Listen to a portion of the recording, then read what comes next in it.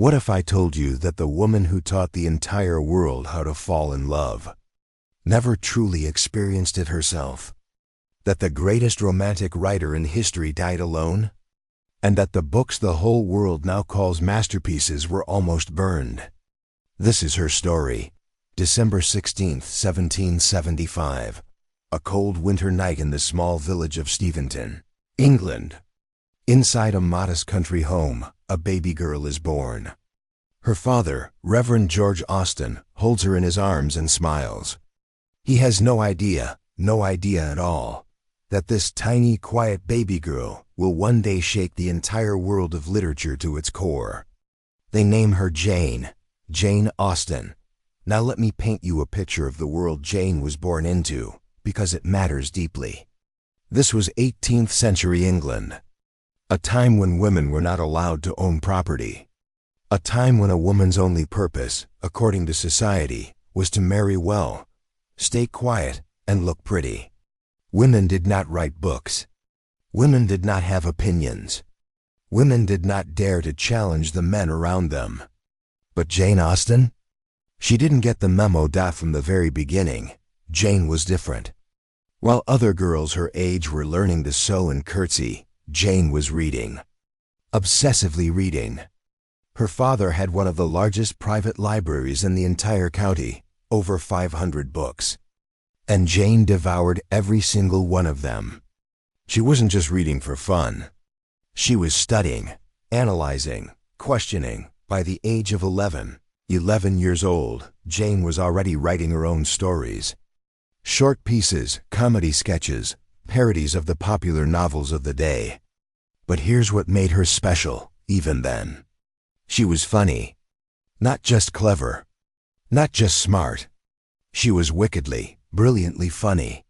Her early writings were full of sarcasm, satire, and a razor-sharp understanding of human nature that most adults never develop.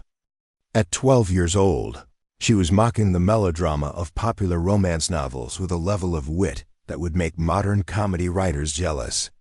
Her family loved it. They would gather around after dinner, and Jane would read her latest pieces aloud, and everyone would laugh. But outside those four walls, the world had no idea she existed. And it wouldn't. For a very long time, Jane was 20 years old when she met him. Tom Lefroy, a young Irish law student.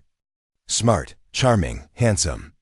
The kind of man who walks into a room and makes everyone look up. And Jane, quiet, observant, brilliant Jane, looked up too.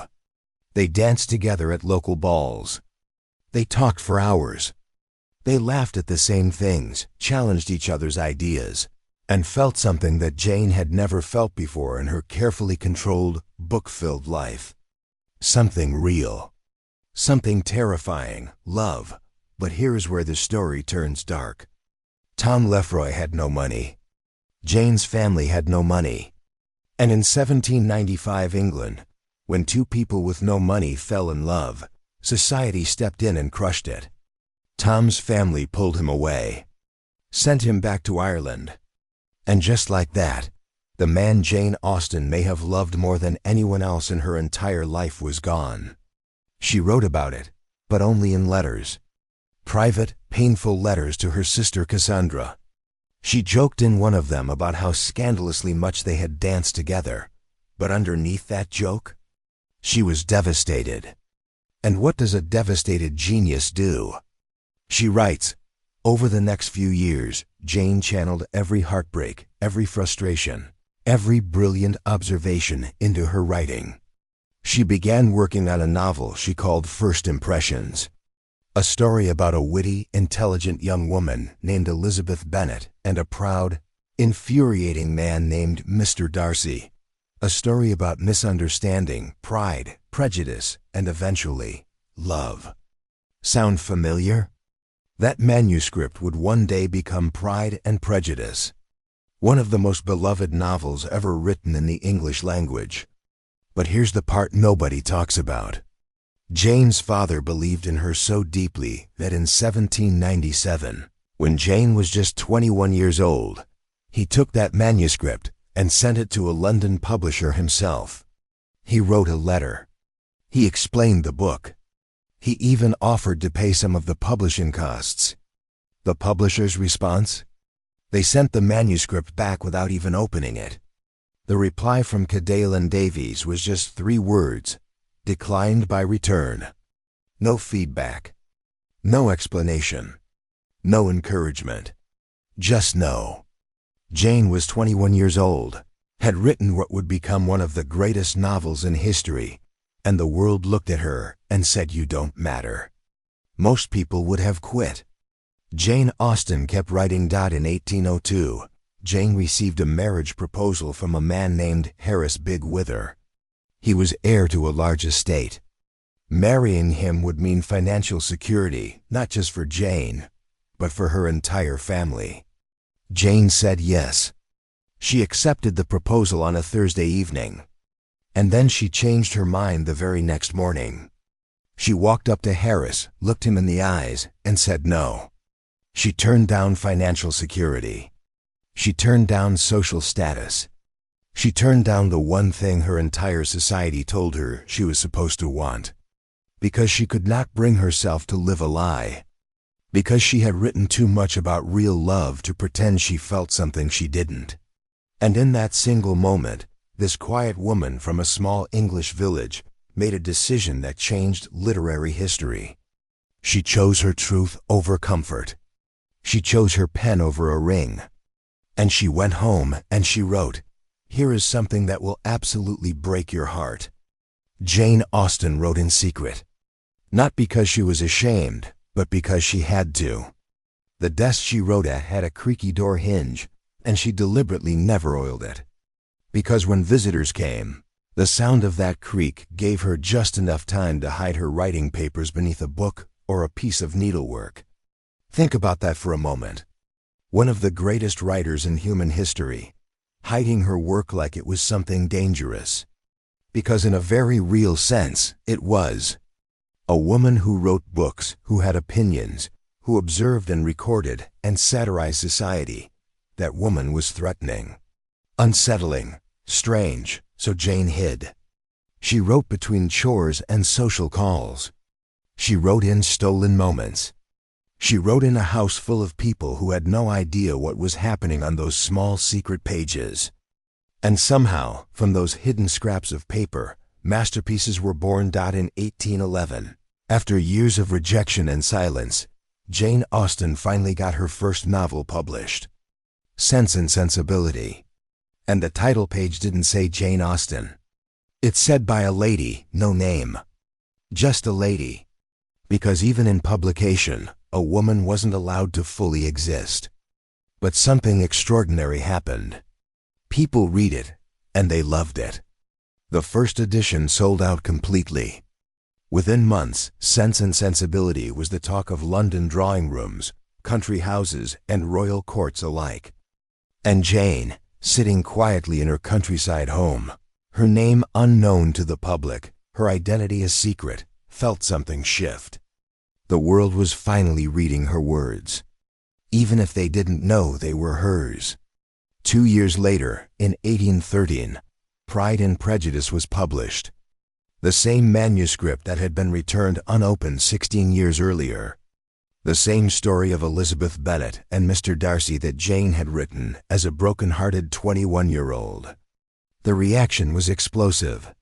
Readers were obsessed. They couldn't put it down. They fell in love with Darcy and Lizzie just as fiercely as if they were real people.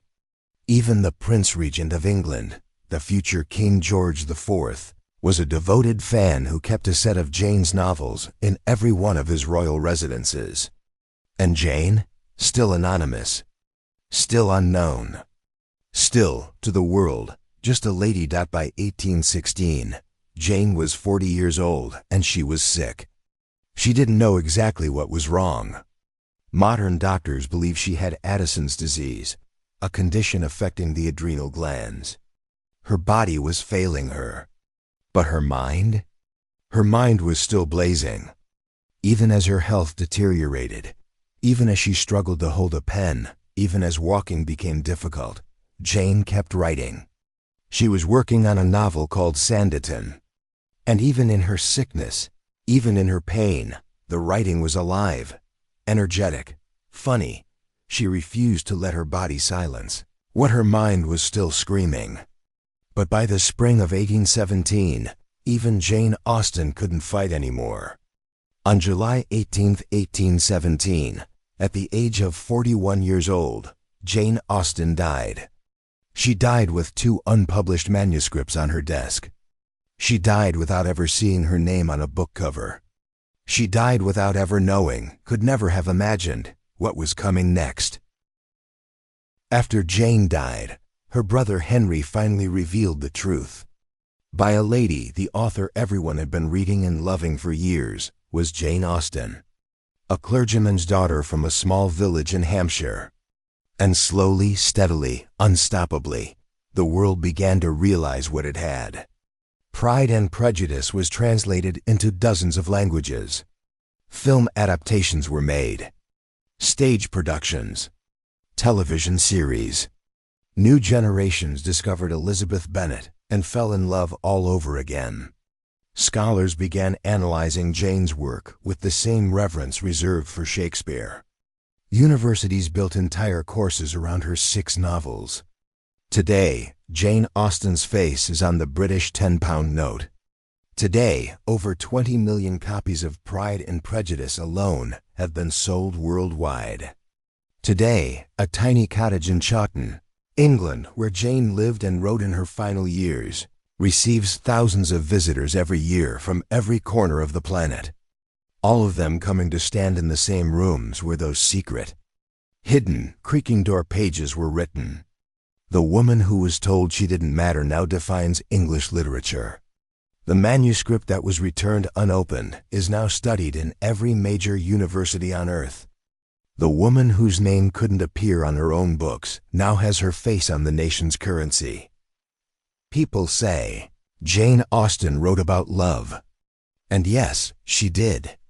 But she wrote about something deeper than romance. She wrote about dignity. About the quiet, fierce, unbreakable dignity of a person who refuses to pretend to be less than they are. Elizabeth Bennet doesn't chase Mr. Darcy. She challenges him.